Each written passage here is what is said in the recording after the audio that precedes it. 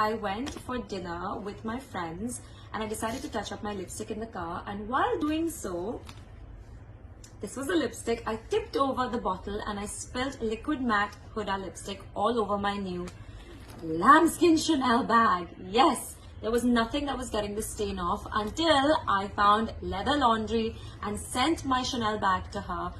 I don't know what magic she did, but she sent my bag back as good as new. So let me tell you guys a little bit more about Leather Laundry. They come from a parent company that has about 40 years of experience in the leather industry. So they know how to deal with leather.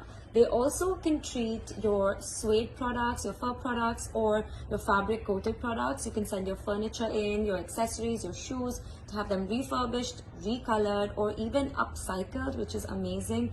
I even had to send in my Renee shoes, which actually broke because Krish was playing with them, and they fixed this whole thing for me, and they were pretty much as good as new. So thank you, Leather Laundry, for that. They have a very good customer service. They can have your things collected from you, or you can send them in, and they'll have them sent back as good as new. You can even launder your things if you need to. And yeah, keep this in mind, guys, and trust me, you will thank me later.